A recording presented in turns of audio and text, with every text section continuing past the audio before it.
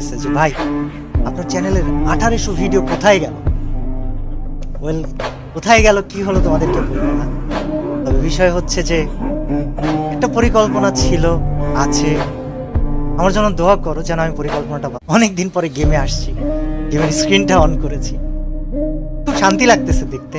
এবং একটা মজার বিষয় কি জানো, একটা সময় মনে হয়তো ভিউ পাইতেই হবে, একটা সময় মনে হয়তো টাকা কামাইতেই হবে, অনেক কিছু করতে হবে। এটা এখন কি মনে হয় জানো, এখন মনে হয় কিছু একটা করে যেতে হবে যেটার জন্য মানুষ আমাকে আজীবন মনে রাখবে।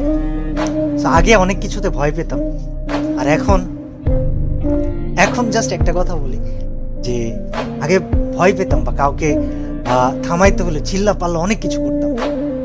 এখন সবচেয়ে ধীর স্থির ভাবে, সবচেয়ে নরম কণ্ঠে, সবচাইতে ইফেক্টিভ কাজগুলা করে দেখাইতে চাই।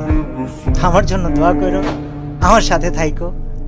আর বিশাল অ্যামাউন্ট অফ মানুষ আমাকে প্রশ্ন করতেছে, কল দিতেছে যে ভাই আপনার চ্যানেলের 1800 ভিডিও কোথায় গেল? ওয়েল, কোথায় গেল কি হলো তোমাদেরকে বলবো না। তবে বিষয় হচ্ছে যে একটা পরিকল্পনা ছিল, আছে।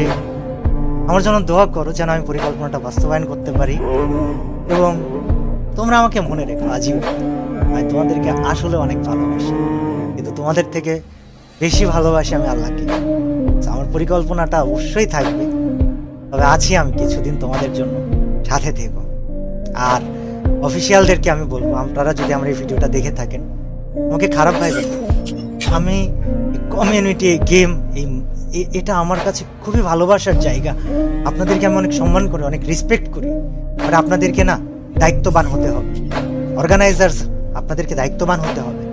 স্পোর্টস প্লেয়ার, তোমাদেরকেও দায়িত্ববান হতে হবে। এবং আমি নেতা হতে আসিনি, কিন্তু আমি সবাইকে সাথে নিয়ে কিছু পরিবর্তন করে যাব ইনশাআল্লাহ।